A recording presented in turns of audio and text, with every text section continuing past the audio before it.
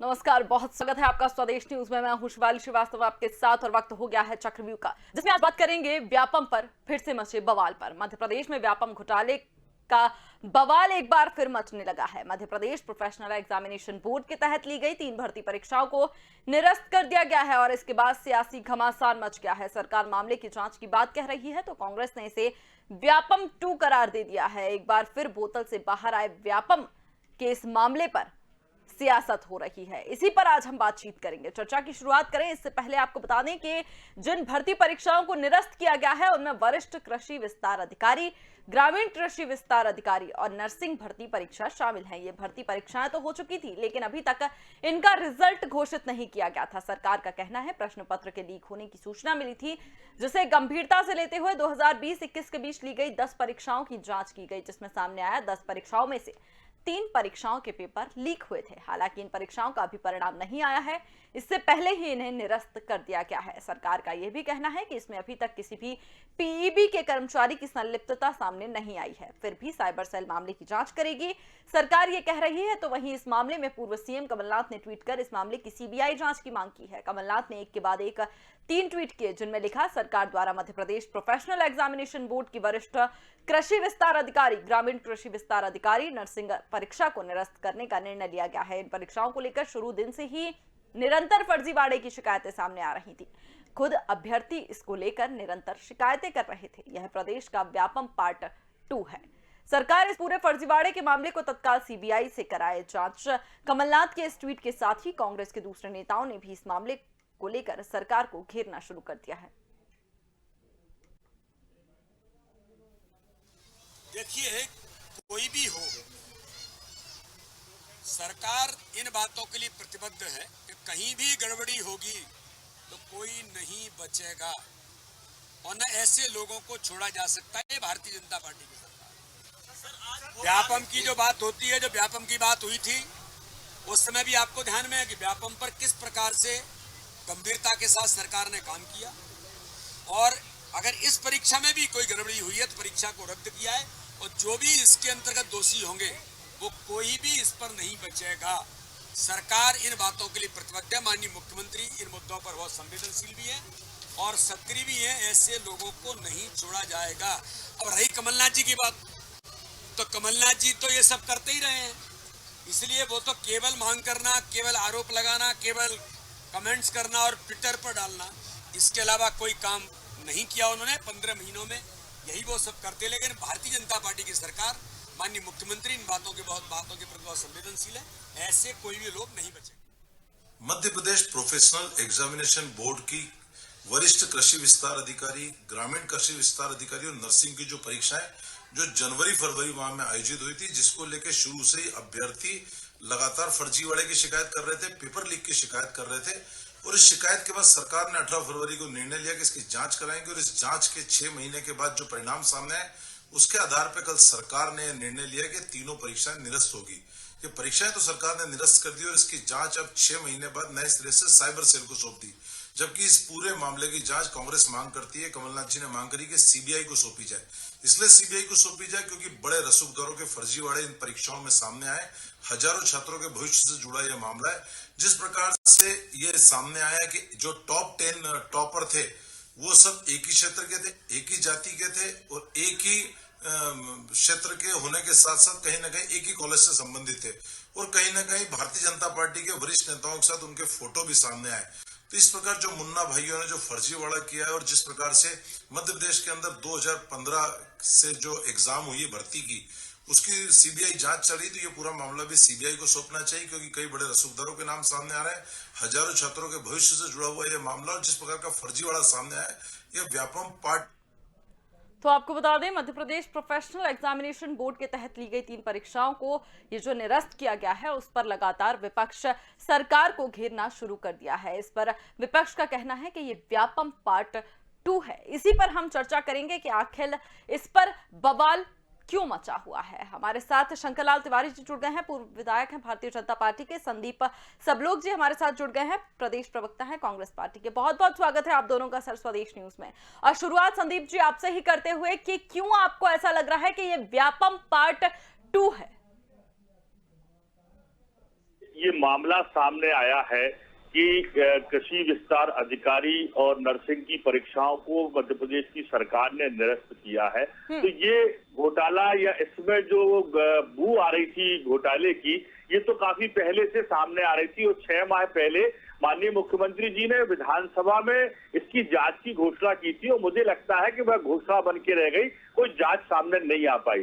दूसरी महत्वपूर्ण बात यह है कि जो जानकारी निकल के आ रही है कि जो मेरिट सूची तैयार हुई थी उसमें जिन 4 लोगों के नाम मेरिट में 1, 2, 3, 4 पे हैं, बलराम त्यागी, मोहन शर्मा, संजय शर्मा, निवेश शर्मा, इन सबका संबंध एक क्षेत्र विशेष से और भारतीय जनता पार्टी के प्रदेश अध्यक्ष वीडी शर्मा जी से सीधे तौर पर है। तो सवाल सीधे तौर पर उठता है कि ये 4 लोग ही क्यों मेरिट में आए, और अगर ये 4 लोग मेरिट में आए थे, ये वास्तव में योग्य थे, तो परीक्षा रद्द करने की कोई जरूरत नहीं थी। दूसरी बात मैं आपसे महत्वपूर्ण रूप से कहना चाहूंगा कि व्यापम को लेके जो पिछले 7-8 साल से 10 साल से पूरे प्रदेश में और देश में माहौल बना है कि व्यापम जो है केवल और केवल घोटालों की परीक्षा करता है और घोटालों के नाम पर खरीद बिक्री करके पदों की सौदेबाजी करने का काम करता आया है। भारतीय जनता पार्टी की सरकार ने, पूर्ववर्ती सरकार ने, माननीय मुख्यमंत्री जी ने इसका नाम बदलकर PEB प्रोफेशनल एग्जामिनेशन बोर्ड रख दिया। तो मुझे लगता है कि डाकू राम का नाम बदल के साधु राम रख देने से कोई साधु नहीं बन जाता है। इसमें जो खामियां हैं, इसमें जो लोग काम करने वाले हैं, जिनको लेकर कमलनाथ जी ने अपने 15 महीने की सरकार में जांच का दायरा शुरू किया था, ऐसे लोगों को चिन्हित करके उन पर कार्यवाही की जाना चाहिए। ये वही व्यापम है जिसने मध्य प्रदेश के लाखों नौजवानों के मुंह से निवाला और पेट से रोजगार छीनने का काम किया है। लगभग 150 गवाह पिछले व्यापम घोटाले में 150 गवाह काल कलबित हो चुके हैं, मौत के मुंह में जा चुके हैं, लेकिन ये कैसे मरे? इनमें पूर्व राज्यपाल जी के एक पुत्र भी शामिल हैं, कई डॉक्टर, कई पत्रकार और RTI एक्टिविस्ट शामिल हैं। तो ऐसे लोगों की मौत हो चुकी है और व्यापम घोटाले का जो कलंक मध्य प्रदेश पर और इस मध्य प्रदेश की सरकार के चेहरे पर पूरे देश और दुनिया में लगा हुआ है, यह कलंक ही पर्याप्त है कि व्यापम की परीक्षाएं हो, जो चाहे शासन द्वारा कराई जाने वाली कोई भी परीक्षा हो, उनमें ना तो शुचिता है, ना पारदर्शिता है, ना निष्पक्षता है। मैं आपका ध्यान दिलाना चाहूंगा कि इससे पहले भी उच्च शिक्षा विभाग में अपना असिस्टेंट प्रोफेसर की भर्ती की प्रक्रिया भी सरकार ने शुरू की थी, लेकिन लगभग 100 संशोधन के बाद भी जो उसमें चयन प्रक्रिया पूरी हुई वो आज भी विवादों के घेरे में है। बहुत सारे संविदा के व्याख्याता जो योग्यता को पूरा करते थे, व्यापम पर तो कार्रवाई भी हुई थी, कितने ही मंत्री, कितने ही अधिकारियों पर गाज भी गिरी थी। कोर्ट ने भी ये कहा था कि जो कार्रवाई हुई है, जो जांच हुई है, वो बिल्कुल निष्पक्ष और बिल्कुल सही है।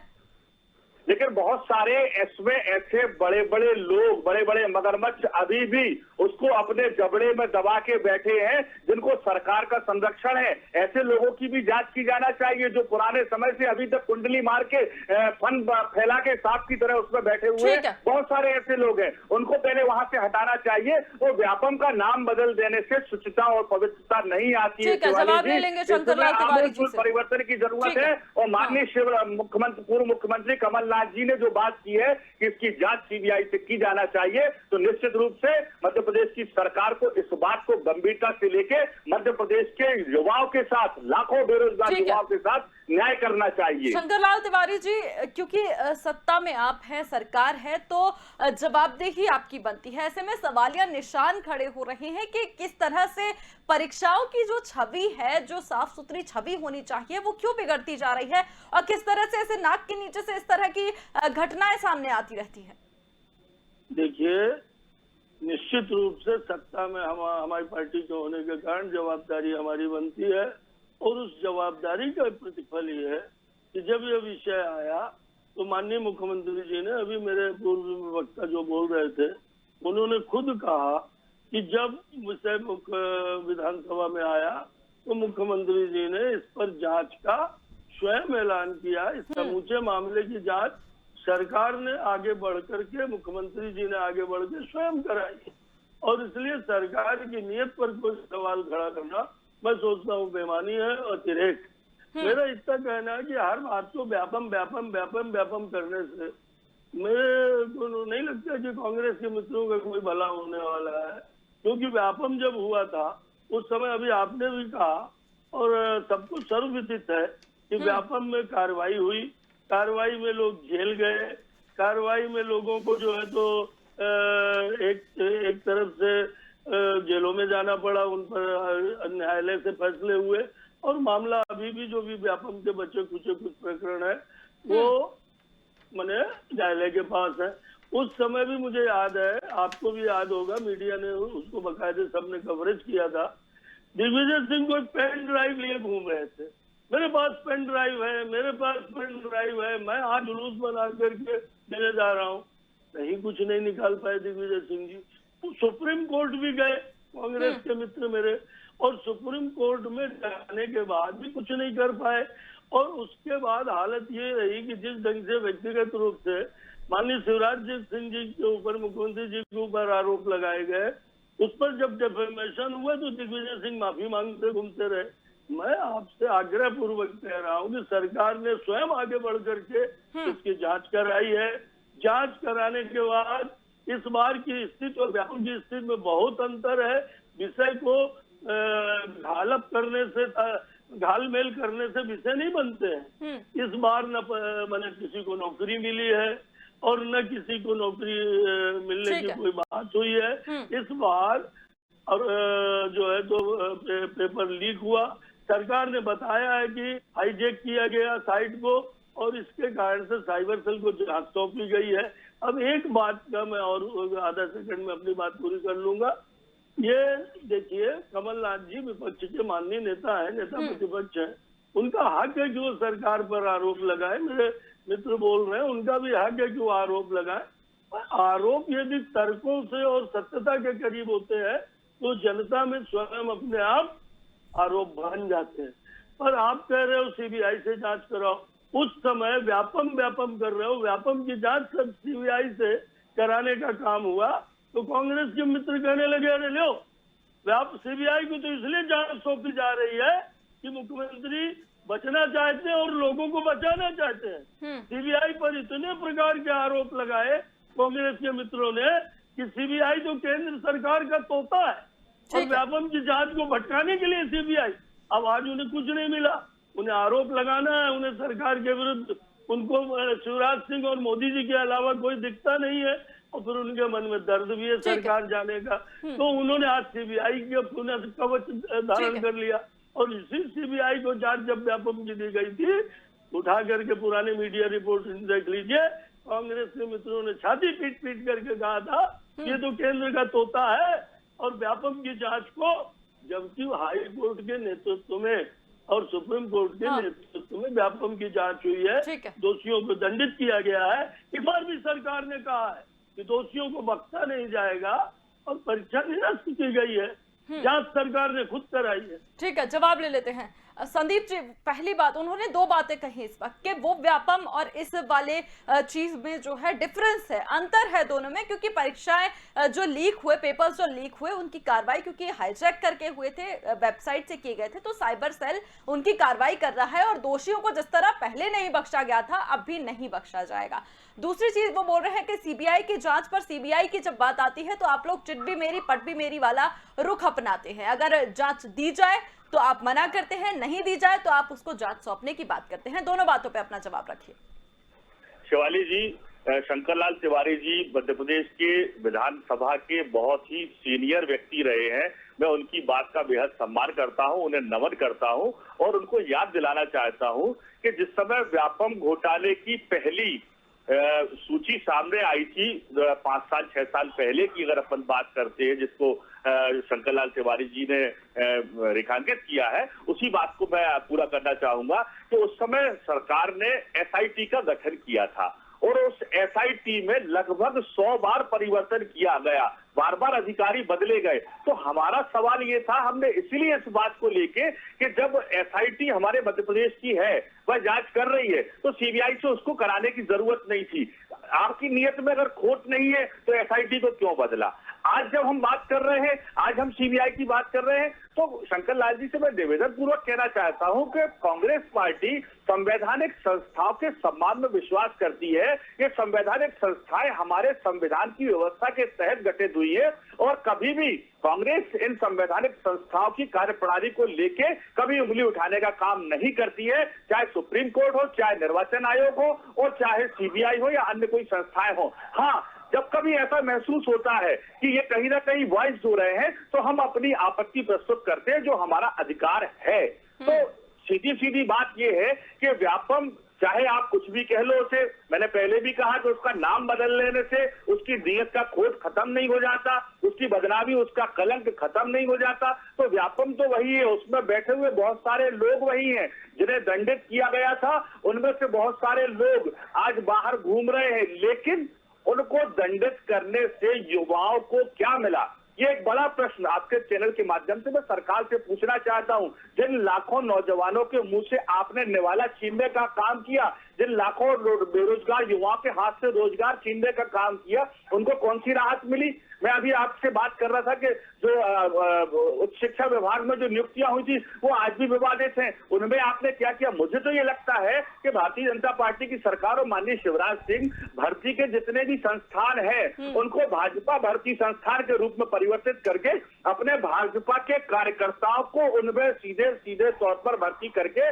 और सरकार पर अपनी पकड़ को मजबूत करना चाहते हैं। सीधी सीधी बात, मेरा सीधा आरोप है मध्य प्रदेश की सरकार पे, और मैं फिर कमलनाथ जी की मांग को दोहराता हूं कि इस पूरे मामले में अभी 7 परीक्षाएं इसमें हो रहे हैं, 10 परीक्षाएं हुई थी, 10 में से 3 आपने निरस्त की, अभी 7 परीक्षाओं की जांच और बाकी है। तो जो मुख्यमंत्री जी ने विधानसभा में घोषणा की थी उस जांच को पूरा किया जाना चाहिए, ना कि नई जांच खड़ी करने के नाम पे लीपापोती करना चाहिए। इतना सा मेरा सवाल है। इसका जवाब शंकर लाल जी से ले लेंगे, लेकिन आपने व्यापम की बात कही, बेरोजगारों की बात कही, युवाओं की बात कही, और उसी व्यापम की अगर हम बात कर रहे हैं तो उसमें आरोपी जो पाए गए थे उसमें आप ही की पार्टी में उनको पद भी दिया गया था सर। तो तब भी आपको युवाओं की बात और बेरोजगारों का जो ख्याल है वो जरूर आना चाहिए था। लेकिन शंकर लाल तिवारी जी वो कह रहे हैं कि क्यों, अगर सीबीआई अगर जांच कर लेगी तो सरकार को किस बात का डर है। वो कह रहे हैं कि और 10 परीक्षाएं थी, 3 की जांच हुई है, जो 3 निरस्त हुई हैं, अभी 7 बाकी हैं। जवाब दीजिए। मुझे बहुत खुशी हुई कि मेरे मित्र ने बड़ी बेबाकी से और इस बात को स्वीकार किया कि व्यापम की जांच में एसआईटी गठित थी, और उसके बाद जब सीबीआई को जांच दी जाने लगी तो कांग्रेस के मित्रों ने ही कहा कि सीबीआई की जांच क्यों दी जा रही है, ये तो सत्तारूढ़ दल का तोता है, ये तो केंद्र सरकार का मिट्टू है।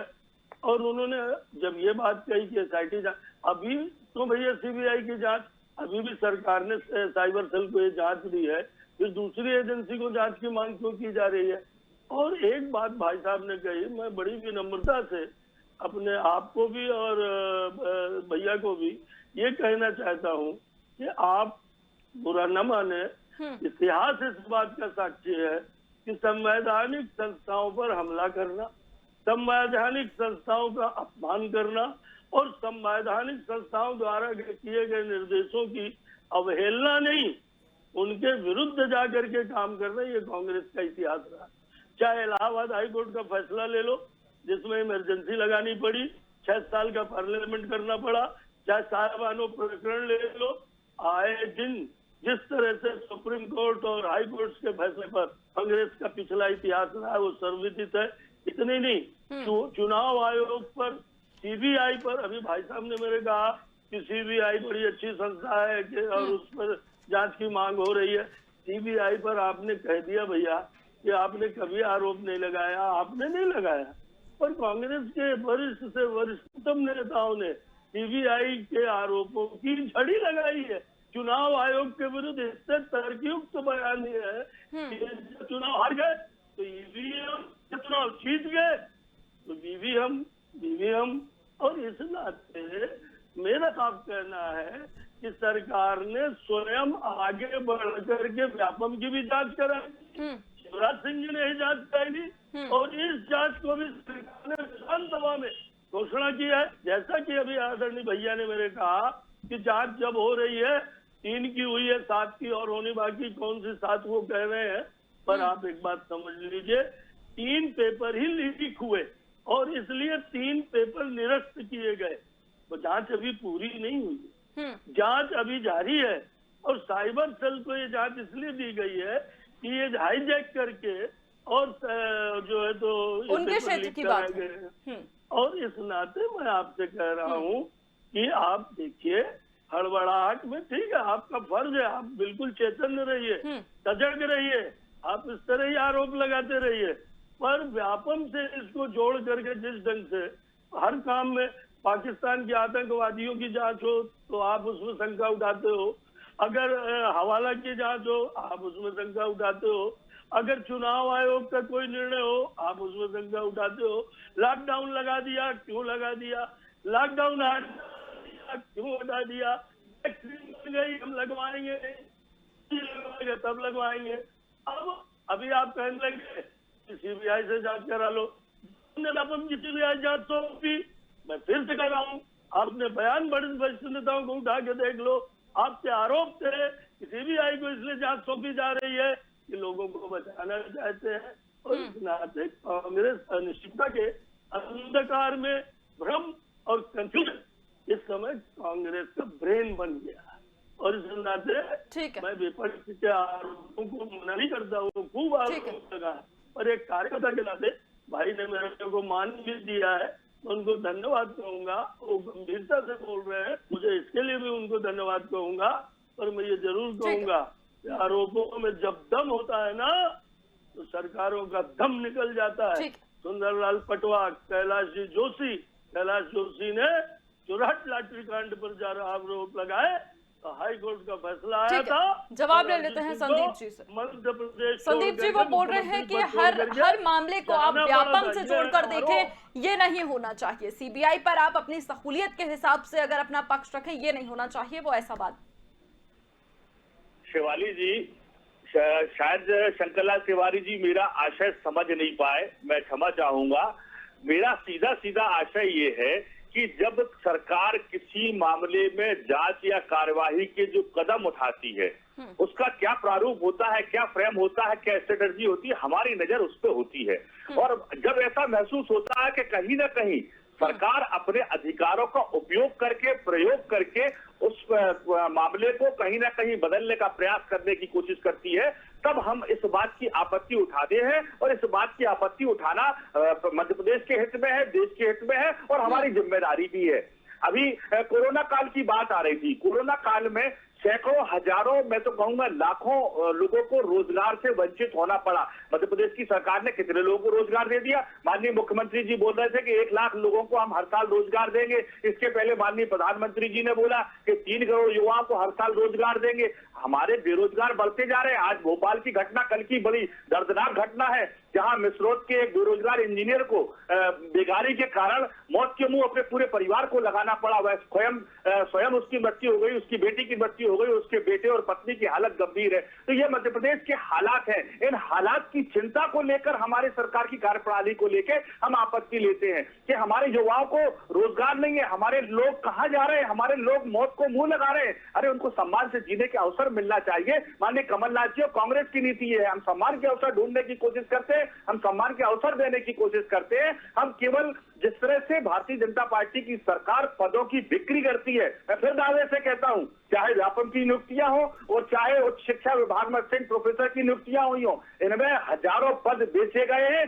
तभी आज तक इन पदों पर विवाद लगातार बना हुआ है। तो मेरा सिर्फ शंकरलाल तिवारी जी से इतना कहना है कि आप बहुत बुजुर्ग हैं, मैं आपके पुत्र के बराबर की उम्र का हूं और बहुत सारे युवा आपके परिवार से संबंधित होंगे जो उच्च शिक्षा प्राप्त करने के बाद भी रोजगार से वंचित होंगे। तो मेरा इतना निवेदन है कि उन तमाम युवाओं को रोजगार से संपन्न बनाने की दिशा में सरकार की नीयत साफ होना चाहिए और घोटालों पर कार्रवाई करने के लिए अगर जिम्मेदार विपक्ष के हैसियत से हम जो बात कहते हैं उस बात को स्वीकार करके उस पर विचार भी किया जाना चाहिए। हम भी लगातार बात हो रही है करने की बात कर रहे हैं। हम कौन सा कह रहे हैं कि आप घोटालेबाजों को बचाइए? हम तो खुद चाहते हैं कि घोटालेबाजों को दंडित किया जाए और बेरोजगारों को रोजगार मिले, और उनका भविष्य सुरक्षित है, इतनी सी बात लेकिन है। व्यापम की जो बात जी। हो रही है सर, व्यापम में जो कार्रवाइयां हुई थी, जो जांच हुई थी, उसको हाईकोर्ट ने, सुप्रीम कोर्ट तक ने सराहा था कि जांच सही हुई है। अब ऐसे में अगर बार बार हर मामले को व्यापम से जोड़कर देखा जाए, शंकर लाल जी ये कह रहे हैं कि वो सही नहीं है, क्योंकि व्यापम पर क्लीन चिट अब मिल चुकी है, उसमें कोई अरे भी ये भी जांच तो भी व्यापम में करवाई गई शिवानी थी, जी। और इसको आप व्यापम से जोड़कर देखें, उनका कहना यही है कि वो गलत है। और देखने वाली बात ये होगी कि ये जो कार्रवाई शुरू की गई है वो कितनी आगे जाती है और कितना न्यायपूर्ण ये पूरी प्रक्रिया होती है। बहुत बहुत धन्यवाद आप दोनों का हमारे साथ जुड़ने के लिए। जी, आपको बता धन्यवाद दें कि शिवानी जिस जी। तरह से व्यापम की बात चल रही है, व्यापम पर फिर से एक बार बवाल उठने लगा है। अब देखने वाली बात यही होगी, क्योंकि राज्य सरकार ने तो कार्यवाही भी शुरू करवा दी है। कार्रवाई हो रही है क्योंकि सेल से जुड़ा मामला है, साइबर सेल से जुड़ा मामला है, इसलिए साइबर सेल इसकी जांच कर रही है। अब आगे देखने वाली बात यही होगी, इस पर नजर बनी रहेगी कि कार्रवाई और कितना आगे जाती है और विपक्ष इस पर कितना और हंगामा खड़ा करता है। तब तक मुझे दीजिए इजाजत, देखते रहिए स्वदेश न्यूज। नमस्कार।